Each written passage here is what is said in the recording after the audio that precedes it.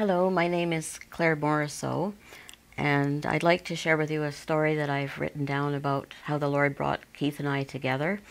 And I've called my story, God as Matchmaker.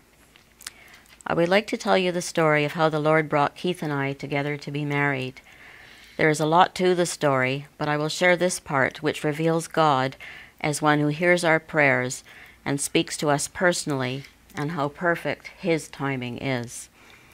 During the period of time Keith was in the downtown eastside, probably around 2005, one evening as he was walking over one of the bridges, he began to talk with God, asking for someone he could share his life with.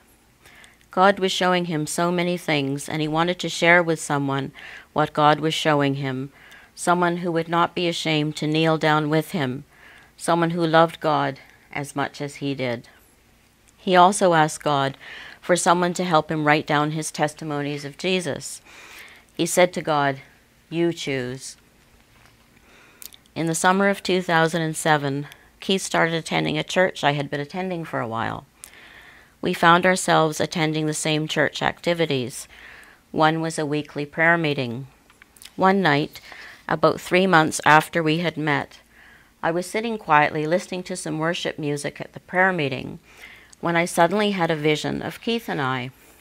I barely knew him at this point. In the vision, I saw Keith put his red blanket around our shoulders, and the two of us walked up to the front of the church and knelt down, worshiping God. In my heart, I knew this was about marriage, but I was surprised because I wasn't thinking about getting married. Also, because of arthritis, I am physically unable to kneel. I eventually shared what I had seen with a couple of close friends, but I did not tell Keith what I had seen. I was cautious about marriage.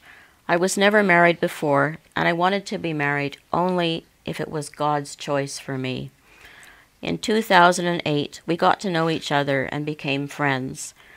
By the end of the year, it was clear we both had feelings for each other, and I sensed that Keith was going to ask me to marry him. In early 2009, I felt that this was the time to tell Keith the vision I had seen. I had wanted to tell him a few times before, especially as our love for each other was growing. However, I had never felt that it was the right time. One Sunday, as I was getting ready for church, I kept praying and asking the Lord if that was the day to tell Keith. I kept hearing, yes. When I got to church, Keith was kneeling at the front of the church. I went and stood behind him. After church, we went out for lunch. I thought Keith was going to ask me to marry him, but I wanted to talk to him first. I had some things I wanted to share with him about myself, including sharing my vision. After I shared the vision, Keith smiled, and he told me that when he was kneeling at the front of the church, he saw the two of us kneeling together. He was saying to the Lord, "But she doesn't kneel. But if that's who you've chosen, I accept." However, he understood that spiritually I do kneel, and he was asking the Lord to show me the same thing, if I was the one the Lord chose for him. He knew from the Bible that God speaks personally through dreams and visions, and that it would not be too hard for God to show me. Little did Keith know that the Lord had already shown me what he had asked for. Finally, I want to mention something important that had to happen in me before I could be married. The Bible speaks a lot about our attitudes. I realized that over the years I had become hardened to the idea of marriage. After hearing so many stories of bad relationships, separations, and divorces, my heart had become hardened towards men and towards marriage.